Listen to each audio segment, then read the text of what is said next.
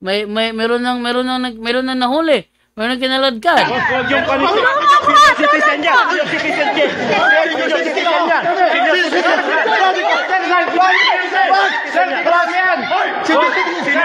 Tulong po buong Cavite. Dahil yan po si Arnold Arellano. Galit po yan sa mga Caviteño.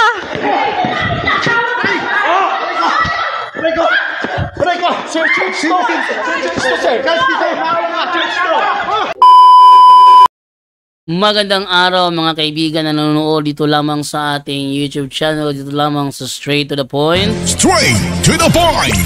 Live on the spot. On the spot. Sa araw na ito, may tampok akong video sa inyo na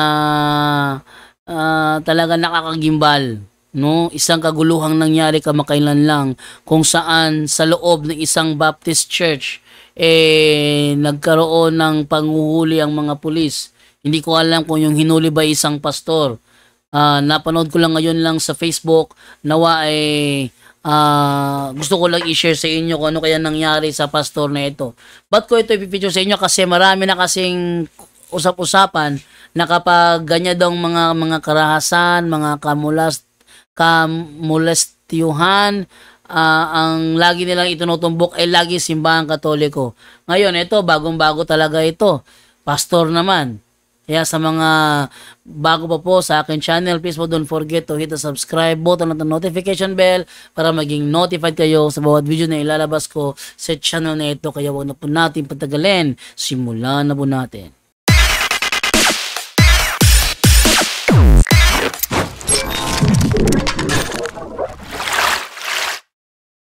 Okay mga kaibigan, narito po yung video natin ngayon. Hindi ko alam kung ano nangyayari dito, pero panoorin lang natin. Share ko lang sa inyo. O bakit? Yun po yung technique niya para makapasok. O bakit?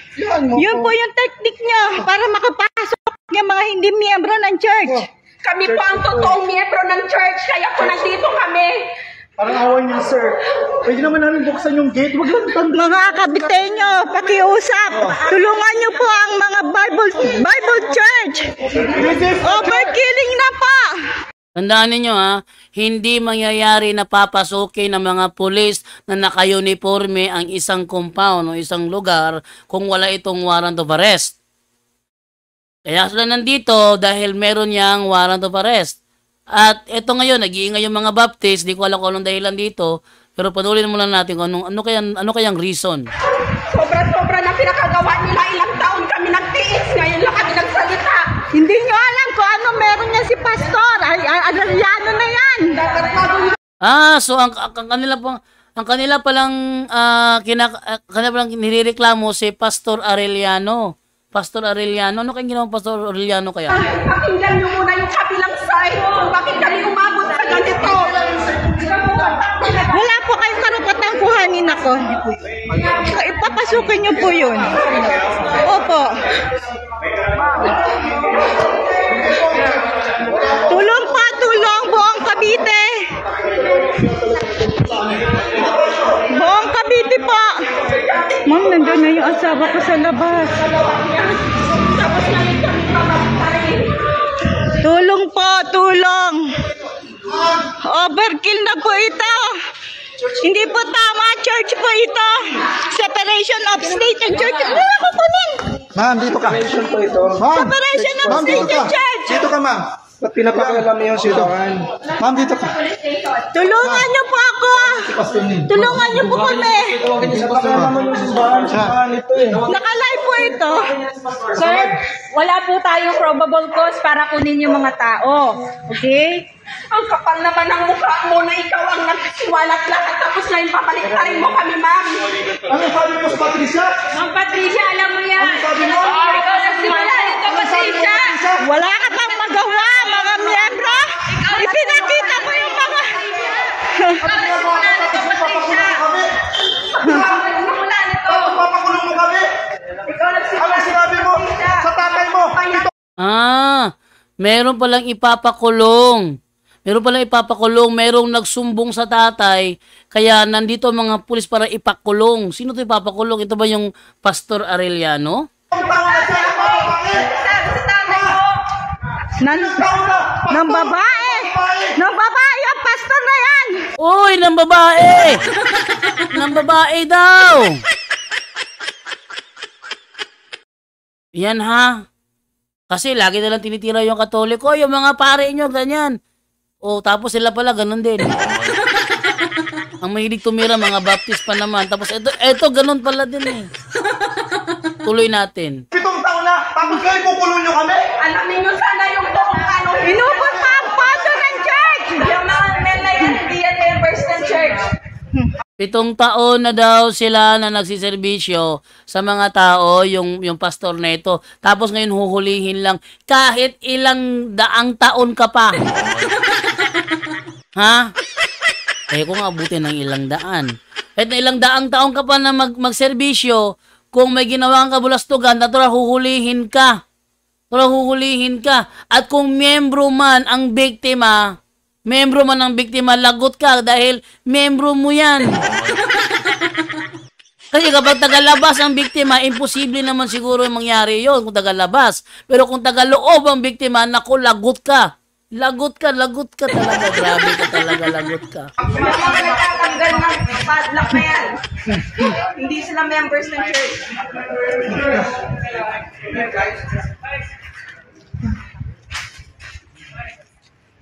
Ma'am Patricia, magsalita ka! Ikaw ang naglantad yan! Ikaw ang namuna lahat! Ikaw! Sabihan mo mga men, walang payag dahil hindi namin inano ang tatay mo! Ngayon, nagtatago ka, humarap ka! Harapin mo! Ngayon gumalaw ang church! Kami na ngayon babaliktarin mo! Sobra ng ginawa nyo! Pati anak ko!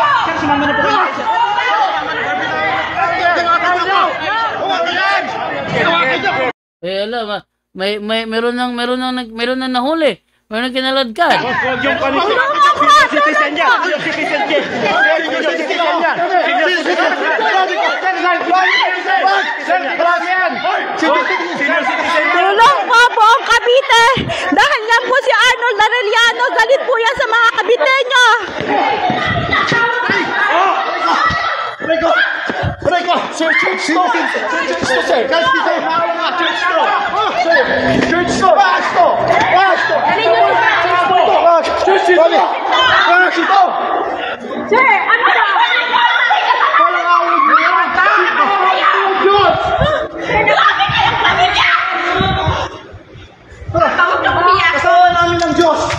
Hindi nyo kami. Bakit ang order kayo? Bakit kayo ang nangunguna! Hinayaan kayo? Anong puso meron kayo? Umayad kayo. Gusto nilang Guys, gusto nilang mo doon. Hindi. Hindi po. Gumagawa lang sila ng istorya. Istorya lang po yan! Narinig nyo na yun? Narinig nyo na yun? Narinig.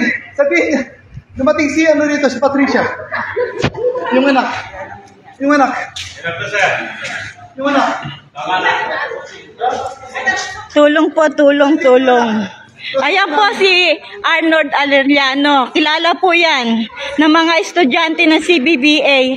Alam niya na po kung ano yung mga nagginawa nila sa mga bata.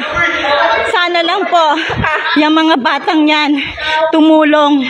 Higit po namin silang kailangan ngayon. Arnold Arellano, may ginawa sa mga bata. Ano kaya ang ginawa nito? Kasi yung kilala kong Arnold Arellano sa TikTok, yung sumasayaw ng body dancing. Yung magano, chang chang churang chang chang. Pero hindi ko kilala sino tong atong sinasabi lang Arnold Arellano. Kung the same person ba o ibang tao ito, kaya manood lang tayo.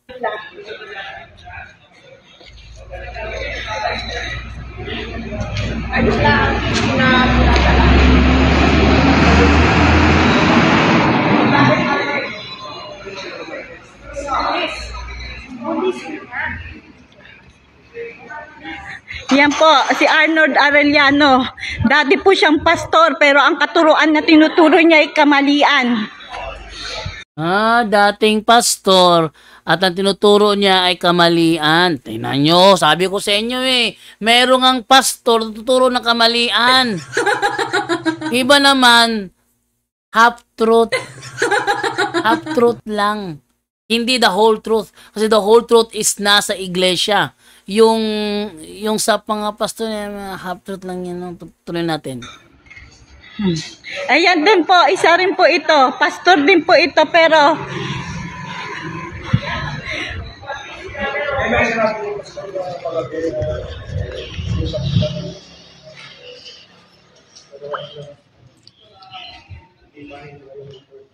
ma'am, nakuha yung asawa ko po. Andiyan si Tony. Tawagan si Tony. Pastor, balik ka dito, Pastor. Naka-live po sila, naka-live. Balik ka dito, Pastor. Ang tinuturo nitong pastor na to ay hindi po makatarungan po. No, pastor, tuturo ng hindi makatarungan. Pastor yan ha, pastor. Tuturo ng hindi makatarungan. Ayan, gusto nilang papasukin na hindi miyembro ng church.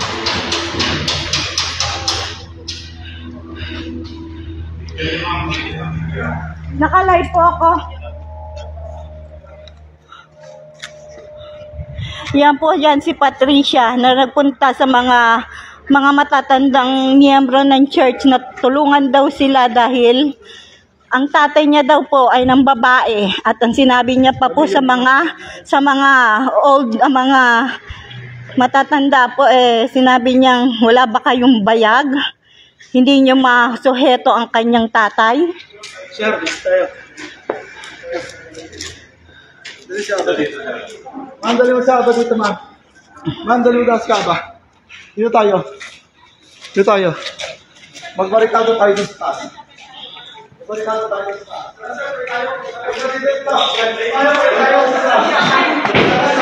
Ma'am, dito tayo sa taas, ma'am.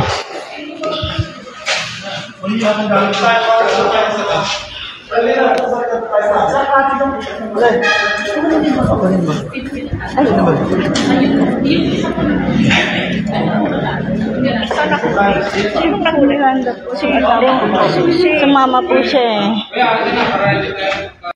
Hindi po, wala kaming kasalanan.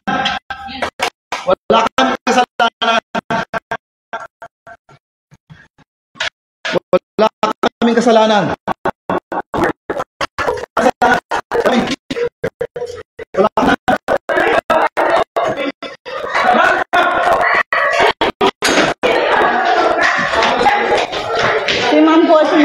Si Ma'am Susan po. Hindi pwede. Uy, yung asawa niya! Sir! Yung asawa niya! Sir! Yung asawa niya! Mami! Mami! Mami! Mami, sir! Papabayaan niyo yung asawa niyo? Patalon ako dito! Uy, wag sir! Sir, wag!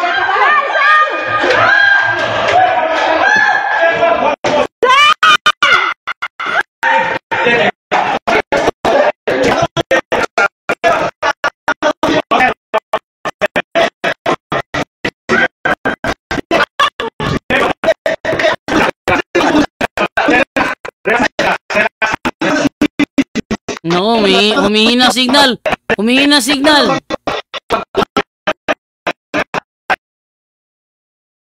Ate, try mo ba?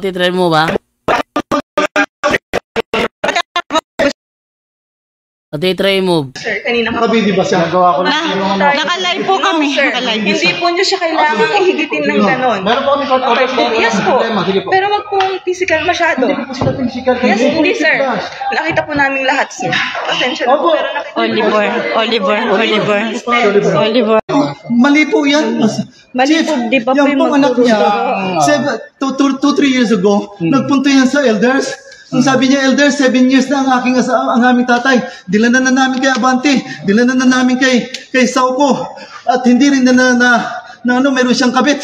Ha, kayo ano ginagawa niyo? Tapos ngayon kakampi niya na. Nung kami sa simbahan, ang sabi, ngayon kami papakulong niyo. What is that? Sige. What is that po? Sige Hindi ako, po. sumama na lang. Hindi, Chief. Chief, hindi po. Ialabas niyo muna yung wishes ko. Pag mamatay ako dito dahil sa Diyos, mamamatay ako. Yan po ang kaloob ng Diyos. Hindi, kaloob po yung Diyos. No, there was an sacrifice. Kahit po nung unang panahon, they were beaten. No, they were beaten. No, hindi sir. Sige na. Hindi po. Hindi po. Sige na sir, para ano, mabilisan tayo. Tawan. Sakalin mo ako. Sakalin mo ako, Brad. I can die here. No, hindi. Brother, pag bigay mo yan, Brad. enforcement tayo ng batas ha, pag hindi kayo sumunod sa amin. Hindi po. Pati po kayo Chief, alam. Chief, alam nyo naman. Alam niyo, Kristiyano rin po kayo, Chief. Hindi po dapat kayo basta. Oo, may magkakataon na tayo isagutin eh. May bugado kayo. Hindi po. Dapat mayroon po muna kaming kopya ng inyong. Hindi po, dapat mayroon muna kaming kopya ng kopya ninyo. Wala naman kayong kopya eh. Wala naman po kaming kopya. Sige na kuya. Sige na kuya, para sige na mag-insure sa iyo. Sige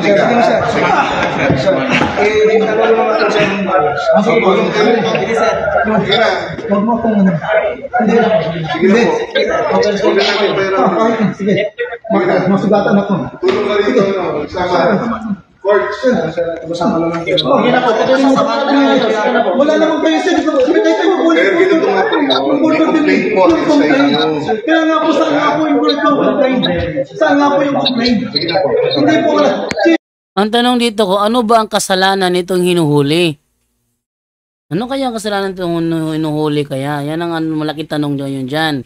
Ba't sila pinasok? Ba't sila hinuhuli? Ano kaya ang dahilan? Wala naman kayong complaint eh. Wala. Hindi, Chief. Wala naman kayong complaint. Sir? Opo. Bakit ganun? Basta na lang kayo maniniwala. Hindi lahat ng legality may separation ng church and state. Andyan na yung aming darating na darating na resolution. Yung hanggang darating sa Court of Appeals. Nag-aantay na lang kami. Yes. Tapos gaganituhin nyo kami. Andiyan ang resolution. Na ando na nakataas sa Court of Appeals. Tawagin nyo yung aming attorney. Kausapin po ninyo. Sige po, may maganda kung hindi. Bago nyo po kami dalhin doon, kausapin. Yan ang binigay sa amin. Pastor, kung ito niyo, hindi po, tawagin niyo po muna yung attorney namin. Hindi po, dito kanina tinatawagan namin, ayaw nila. Tawagin siya ngayon. Tawagin siya ngayon. Kasi doon may intimidate nyo na ako. Tawagan mo siya, attorney. Tawagin po na. Hindi siya. 68 years old. 68 years old. Ang ginagawa ang Jim. Hindi. Kasi hindi Oo, mayroon akong privilege. Kaya nga, paano? Pupunin niyo kung wala akong kasalanan. Hindi nga. Pupunin niya. Ang daming sacrifice. Ang daming sacrifice sa Bible from the beginning. They will burn into oil and also we believe in you, Pastor. We believe in you. So kung kaya nila, meron tayong batas. Kung kaya nila, life is the same. Yesterday, today, and forever. And God is the same yesterday. Yung dahilan ng pastor na hinuhuli. Noong unang panahon, mayroong mga persecution, binabalatan ng buhay. Kung ano yung mga nangyari nung ginagawa nyo sa amin ngayon, iba na ang ating panahon ngayon. Huwag nyo naman itulad noong unang panahon. Ito mali dito eh. Kinagamit yung Bible sa maling paraan. Today and forever. Naniniwala kami. So, kayo po. Pastor, may legality po tayo. Opo, kaya lang po, Sir Oliver. Yes, sir. Asaan ang muna? Dapat ganun po kayo po, pulis kayo. Opo. Hindi po kayo pwedeng makapagkuha ng tao ng walang warrant o balis. Tapos i-arestuhin nyo kami, wala kayong warrant o balis, wala po kayong papel. Paano po yun? Naniniwala ka lang ba sa turo-turo? Hindi po. Meron complaint. Hindi naman basta ano na lang po. Basta. Hindi po. Chief, you are a Christian. Sabi mo, you obey the law. And you are our peacemaker. Tapos ngayon lulusubin niyo ako merito. Sabi mo doon kanina, palalabasin niyo. Tapos yung balat kukunin mo. You lied. Mayroong complainant kasi. Bakit nga? Kuhanin mo nga yung mga gamit namin, yung bag namin, mga cellphone, iPad, ando sa kwarto. Hindi po. Basta kuhanin mo, dinatampas kami ng polis. Patayin niyo ako rito. I can die here. Ano? No, there's no one died here in this earth. No. I can die here. Sige na, sir. No. Ha? Oo, nasa kwarto lahat. Yung bag, yung pera namin, yung bag namin, yung pakikuha. Hindi ko siya nakikita pa.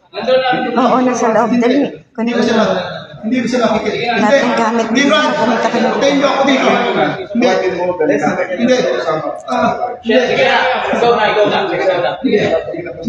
Hindi. Hindi, Chief. Pagkatin niyo muna dito si Mrs. At 68 years old, tapos ngayon niya ako. Yung Tumayo ka, tingnan mo. ma'am, tawagin mo muna si Atty. Ma'am. Ando sa cellphone ko, ma'am. Tawagin niyo muna si Atty. Yan po. Hindi po, Chief. Wala kami. Tawagan na po. Chief, sir, ayan sir, kasama rin ako sa security. Kasama na kita, kasama naman din ako sa kwan daw. Sige na, sir. Sige na. Hindi ka maano doon, hindi ka masasaktan doon. Kasi, kwan eh. Umiiyak. I can preach if I still live. I can preach on Sunday. If not, someone will preach. Either si Brother Oliver. If not, the Lord will visit him. O kaya si Chief paano? Halika siya, sasamahan ko siya daw sa... Tayo na, sir. Okay lang. Mami, ano ba? I will just sabi ko, if I cannot preach this Sunday, asan si Chief? If I cannot preach this Sunday, either Brother Oliver o si Chief, si CPO, pwede sila mag-preach in behalf of me. It doesn't matter. It's only one life. It's only one life of all the whole of us. It's only one life. Doon daan-daan, libo-libo doon ang namamatay. Ngayon ako lang. My wife will not care, though he loves me. Oo. Sige sir, tara na, para makakuha na nila sir. Now, I will let them hear na hindi lahat ng strong, it all prosper. I can die. Don't worry. I can die here, but don't burn me because it's not in the Bible. I have nothing to lose. Ano kayo nangyari Ayan na. dito? Bakit? Puro siya in the Bible. You can preach on Sunday, sir, if I can. For sir. Ah, It's not all strong. Identity forward.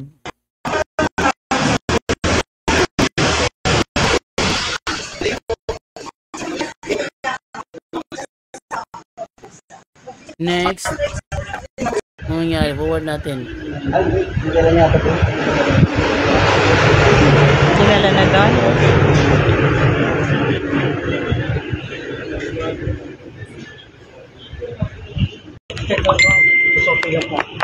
Anong SOP po yan? Puro damit ko yan. Oh, yes po.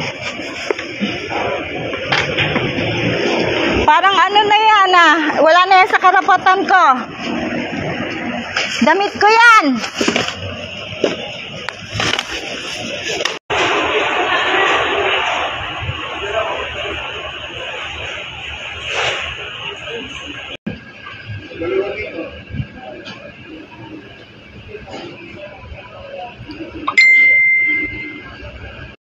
Yun na po nangyari.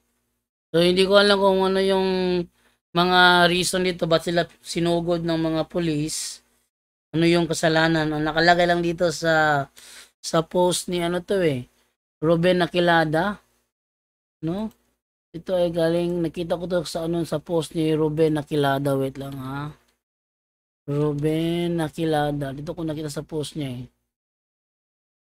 Hindi kasi ito mag-repost, no?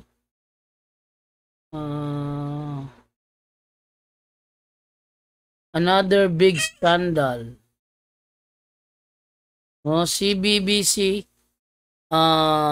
Cavite Bible Baptist Church sa Cavite Bible Baptist Church. Ito, ano yung mga comments? Ano yung mga comment dito? No? Sino si Patricia? Ano ang issue kay Arnold Arellano ang nagtuturo ng kamalian? Sabi ni Ruben is yes. Anong yes? Tama. Anong yes? Ha? Sabi ni Sirac Lupugan, yan kasi ang araw na ligtas na, kaya ayaw gumawa ng hindi mabuti, tapos pag nahuli, hugas kamay. Basahin yung mga comment nila dito. Sabi naman dito ni Dayuhan Sugo Mensahero, Anong skandal ito? Ruben Nakilada. Sagot ni Ruben Nakilada, agawan sa Abuloy. Wala ko narinig na agawan sa Abuloy. Isa pa ito eh. Yung sabadistang ito eh. Yung agawan sa Abuloy, hindi agawan sa Abuloy, narinig ko. Ang alam ko, may ginawa sa isang, mga bata. Overacting naman, sabi ni Ronaldo Bragat. No? Sarap? Sarap, peanut butter? Sainara, kumakain ng peanut butter. Sarap, peanut butter? Sarap? Ha? Kaon, Sainara, peanut butter. Okay, so maraming salamat po at yun lang po ang aking sinishare. Sinare ko lang po yun kasi dumaan lang po sa aking, sa aking wall. Nakita ko lang, nais ko lang mang i-share sa inyo. Maraming salamat po at bye-bye.